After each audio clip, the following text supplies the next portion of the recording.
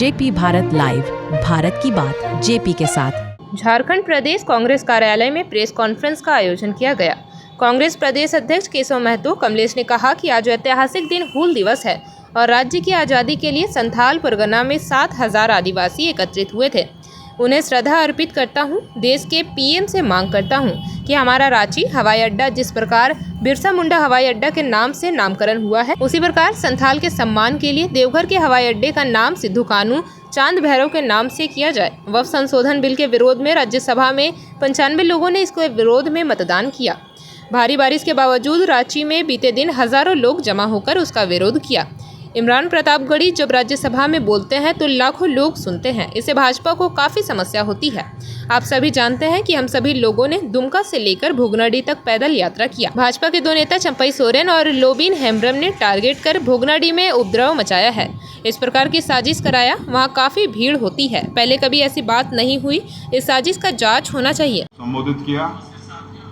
मैं आपको बहुत संक्षिप्त में ये बताना चाहूँगा कि झारखंड में जितना अमन और चैन के साथ सरकार चल रही है, तो भारतीय जनता पार्टी के पेट में दर्द हो रही है, क्योंकि सबका अपना अपना आदत होती है। जब तक भारतीय जनता पार्टी के नेता दो चार विवाद वाला बात नहीं बोलेंगे, तब तक शायद उन्हें नींद नहीं आती होगी। मैं संदर्भ में कहना चाहूँगा कि जो जफर इस्लाम साहब हैं, जो झारखंड में आकर के जो विवादित बयान दिए हैं, खास करके वक्फ बिल के अमेंडमेंट के हिसाब से जो देश के अक़लियतों को, खास करके गरीब को और अमीर को बीच में बांटने का अंग्रेज जैसा भाषा का प्रयोग किए हैं, तो मैं उनको बताना चाहूँगा। और उन्होंने हमारे नेता आदरणीय इमरान प्रतापगढ़ी जी के बारे में भी कुछ बयानबाजी उन्होंने किया है। तो हमारे नेता भी कह रहे थे इमरान प्रतापगढ़ी एक ऐसा चेहरा है जो सिर्फ देश नहीं दुनिया उनको सुनना पसंद करती है, और उनके बारे में इस तरह का बयानबाजी करना, तो मैं जफर इस्लाम साहब से एक निवेदन करना चाहूँगा कि अगर आप वक्फ बिल अमेंडमेंट के बारे में उसको अच्छा मान रहे हैं और हमारे नेता आदरणीय इमरान प्रतापगढ़ी जी इसका विरोध कर रहे हैं, तो एक सर्वे करा लें जफर इस्लाम साहब कि आज का जो मीर जाफर कौन है, आज देश का गद्दार कौन है, आज अक़लियतों के समाज का गद्दार कौन है, तो यह दूध का दूध पानी हो जाएगा। आप अगर चाहें तो एक सर्वे करा लें कि जफर इस्लाम साहब जो बोल रहे हैं वो सही है कि इमरान प्रतापगढ़ी साहब बोल रहे हैं वो सही है। मेरा निवेदन होगा कि कम से कम झारखंड में आकर के इस तरह के बयानबाजी ना करें। हमारा जो तहजीब है हिंदू मुस्लिम सिख ईसाई आपस में मिल के रहने का, वो हमारा निरंतर चलता रहेगा। कोई भी किसी तरह का आकर के झारखंड में बोलेंगे तो उसका यहाँ पर किसी तरह का कोई फर्क नहीं पड़ने वाला है। हम और आप देखते हैं कि भारतीय जनता पार्टी के लोग बोलते हैं कि सबका साथ सबका विकास। क्या हमारे और आपके नज़र से ऐसा नहीं गुजरा?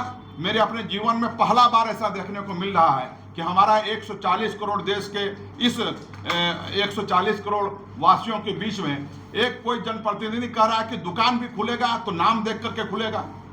नमाज भी अगर हमको पढ़ना है तो हम अपने छत में भी नमाज नहीं पढ़ सकते हैं, हम अपना ईदगाह में भी नमाज नहीं पढ़ सकते हैं। जिस तरह का भाषा का प्रयोग किया जा रहा है, जिस तरह का संविधान को तार तार किया जा रहा है, तो कांग्रेस पार्टी हरदम संविधान के साथ खड़ी रहेगी।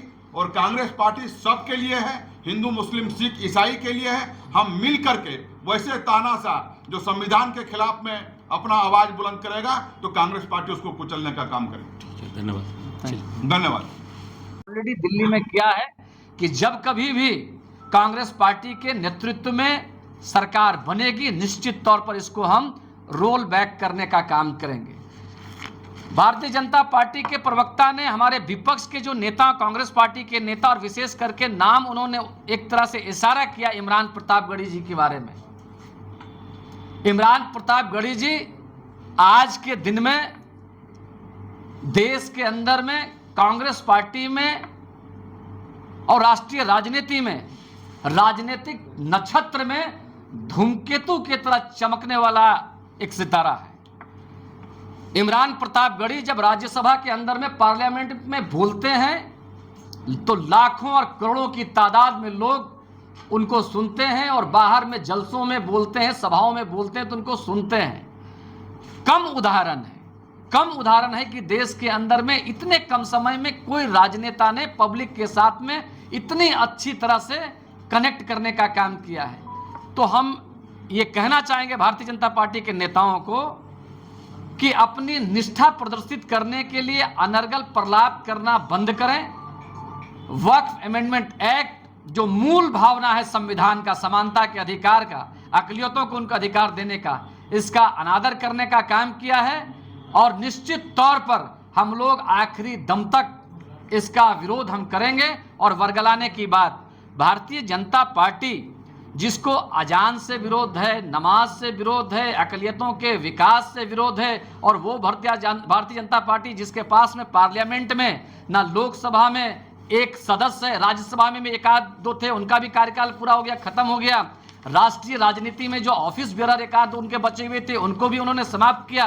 किस मुंह से ऐसे लोग बोलते हैं? ऐसे लोगों को बहुत निर्लज्जता के साथ इस तरह की बात जो बोलते हैं कि भारतीय जनता पार्टी अक़लियतों के विकास के लिए कृत संकल्पित है, ये बिल्कुल मिथ्या और भ्रामक है। और हम ये कहते हैं कि उनको आत्ममंथन करना चाहिए और देश के प्रधानमंत्री को कहते हैं कि आज भी वो जन भावनाओं का आदर करें, मुस्लिम अक़लियतों की भावनाओं को आदर करें और इस एक्ट के बारे में पुनर्विचार करें। ये पहली दफा है जब उनके पूर्वज ही जो है वहाँ पे श्रद्धांजलि नहीं दे पाए, लाठियाँ चली, आंसू गैस के गोले छोड़े गए हैं, सरकार में आप हैं।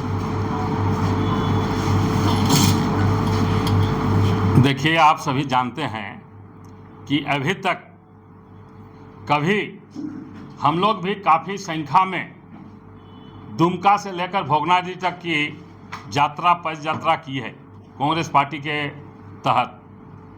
बालमुचु जी उस समय अध्यक्ष थे, कई वर्षों तक हम लोगों ने किया, कभी किसी तरह का कोई कुछ हुआ नहीं।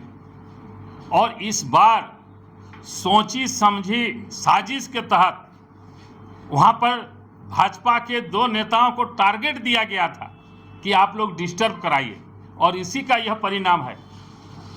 हमारी सरकार, गठबंधन की सरकार पूरी तरह संवेदनशील है, उस मामला को देख रही है और कैसे और किस परिस्थिति में ये हुई।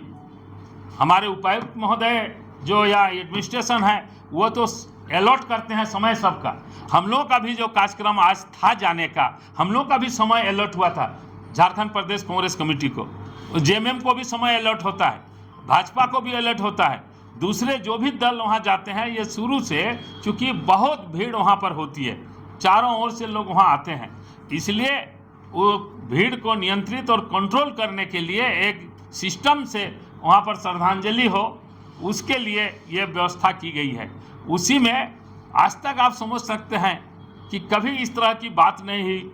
और सिद्धू कानू के परिवार को इस तरह से, जिनका त्याग बलिदान से आज हमारा हमारा देश आज़ाद हुआ, उस पर ये सोचने का विषय है। कौन है, किन लोगों की साजिश है जो इस तरह की घटना घटवाने में जिन लोगों का हाथ है, आप अच्छी तरह पता लगा। तो ये है कि प्रशासन ने समय क्यों नहीं दिया? प्रशासन से वो लगातार जरूर समय जरूर मिला होगा, समय देख लीजिए।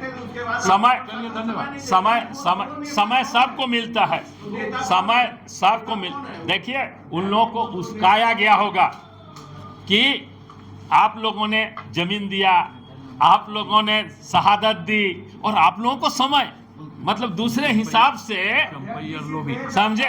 इसलिए वहाँ जो माननीय चंपई सोरेन पूर्व मंत्री और लोबिन हेम्ब्रम, इन लोगों को टारगेट दिया गया कि आप लोग वहाँ ये डिस्टर्ब कीजिए, और बराबर इस काम के लिए, इसलिए आप लोग डिटेल जानते हैं, हुआ सरकार इसमें संवेदनशील है।